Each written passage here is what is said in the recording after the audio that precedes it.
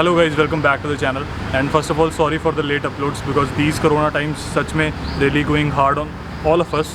सब पे ही ज़्यादा बुरा चल रहा है टाइम, तो सिर्फ मैं अकेला स्पेशल नहीं हूँ, तो I am really very sorry, मैं चैनल पे थोड़ा ध्यान नहीं दे पा रहा हूँ। सो आज हम लोगों के पास एक प्रोडक्ट है जो कि है ये स्टील बर्ड की फेस शील्ड। ये अप्रॉक्सीमेटली 850 रुपये की मिलती है अमेज़ॉन से। And specially open face helmets जो भी यूज़ करते हैं या फिर जो टर्बन वेयर करते हैं, जो पग जो पहनते हैं, उनमें ये चीज़ बहुत ही ज़्यादा डिमांड में रहती है। बिकॉज जब वो लोग राइड वगैरह करते हैं, बाइक चलाते हैं, चाहे वो सिटी में हो चाहे हाईवे पे हो, तो उनके फेस टैन और बहुत ज़्यादा डस्ट आती है। तो उससे बचने के लिए शील्ड आया है एक प्रोडक्ट, तो मैं इसका रिव्यू देने लगा हूँ आप लोगों को, so that you can know what you are going for. तो शुरू करते हैं।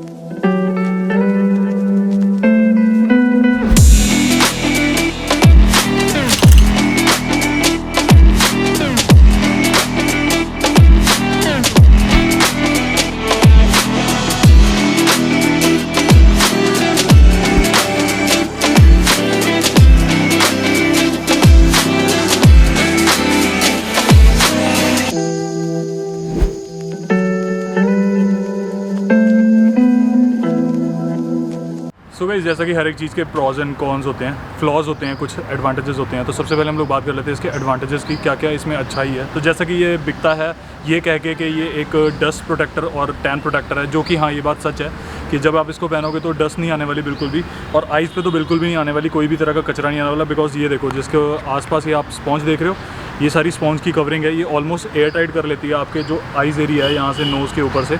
तो आइज़ के अंदर कोई भी डस्ट जाने का कोई भी प्रॉब्लम नहीं है, तो इस चीज़ से आप टेंशन फ्री रहो। और इसके बीच में अच्छी खासी वेंटिलेशन भी है, बिकॉज ये जो आप स्पॉन्ज देख रहे हो उसके सामने एकदम ओपनिंग है, तो ये वेंटिलेशन में भी एकदम सही है। मतलब मेरे को ये इसको पहन के थोड़ी सी जैसे घुटन वगैरह कुछ भी ऐसा महसूस नहीं हुआ है। एंड हाँ, टैन से बचने के लिए बहुत ज़्यादा बेटर है, बिकॉज ब्लैक मटेरियल है और ये रिफ्लेक्टिव वाइज़र है, तो बिल्कुल भी टैन आपको नहीं होने वाला फेस पे। और वाइज़र की बात करें तो ये वाइज़र वैसे है प्लास्टिक का और बहुत अच्छी क्वालिटी की प्लास्टिक है। बिकॉज कोई सस्ते जैसे वाइज़र्स आते हैं जो हम लोग शील्ड लगाते हैं फेस पे, उनमें ऐसा लगता है थोड़ा सा डिस्टॉर्ट सा व्यू है, बट इसमें ऐसा कुछ भी नहीं है।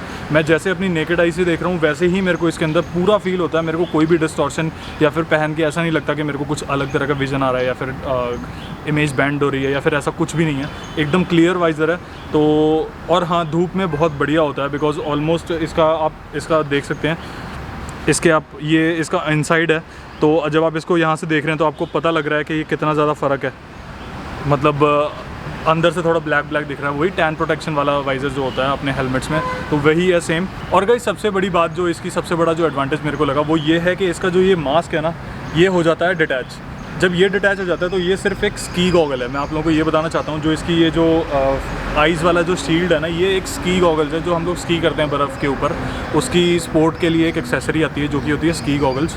तो ये सेम वही चीज़ है। इसमें बस एक एडवांटेज ये है कि इसमें मास्क अटैच हो जाता है, तो ये सेपरेटली भी यूज़ हो सकता है। जैसे जो हमारे मोटोक्रॉस वाले जो ऑफ रोड्स वाले हेलमेट होते हैं, उनमें स्पेशली कईयों में वाइज़र नहीं आता है, जो ऑफ रोडिंग वाले हेलमेट्स होते हैं, तो ये उसमें भी स्पेशली आप यूज़ कर सकते हो। तो अब हम लोग बात कर लेते हैं इसके कॉन्स की, क्या इसमें क्या क्या प्रॉब्लम्स हैं, क्या क्या मेरे को खुद को प्रॉब्लम्स फेस हुई हैं, क्या मुझे लगता है कि और ज़्यादा बेटर हो सकता था। तो सबसे पहले कि हम लोग बात कर लेते हैं इसकी बिल्ड क्वालिटी की।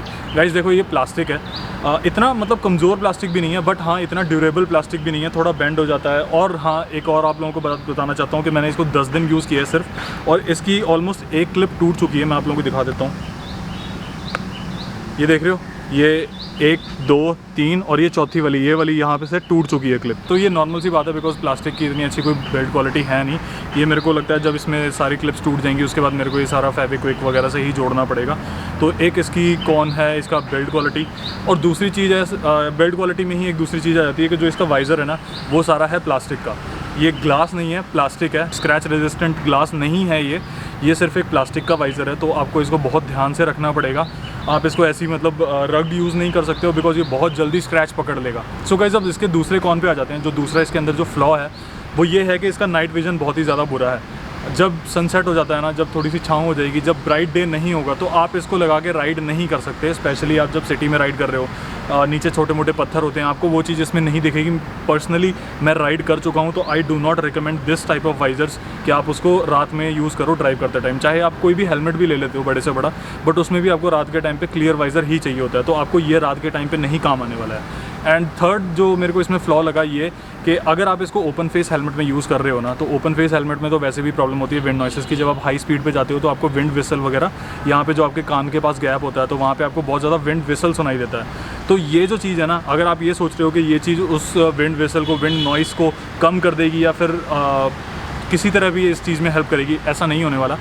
ये और ज़्यादा उस चीज़ को इंक्रीज़ कर देती है। बिकॉज जो इसका ये जो, अब मैं थोड़ा सा एरोडायनेमिक्स आप लोगों को समझाने वाला हूँ, तो ये चीज़ ध्यान से देखना।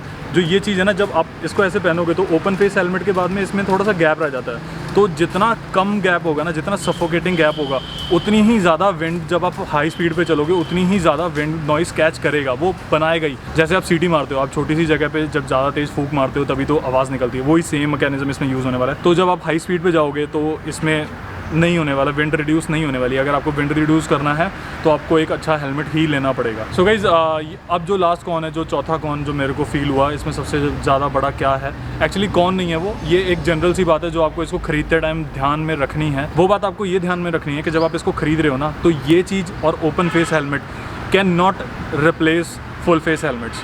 जो फुल फेस हेलमेट्स होते हैं वो एकदम ही अलग चीज़ है, उसकी सेफ्टी एकदम ही अलग है, उसकी जो विंड नॉइस रिडक्शन होती है वो एकदम अलग है, उसका एरोडायनेमिक्स एकदम अलग है। तो आप इस चीज़ को उस चीज़ से कंपेयर नहीं कर सकते। मैं पर्सनली प्रेफर करूँगा कि जो 100 किलोमीटर्स के अंदर अंदर जो राइड्स होती हैं, मैं पर्सनली उसी में इसको यूज़ कर पाऊँगा। उससे ज़्यादा I don't think so this is बेरेबल।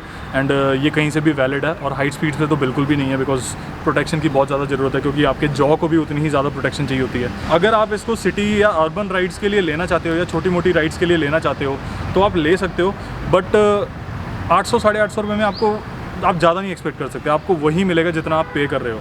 और I think so this is kind of value for money, but you should know, you have to know कि आप किस चीज़ के लिए जा रहे हो, आप क्या खरीदने वाले हो, आपकी नीड्स क्या हैं।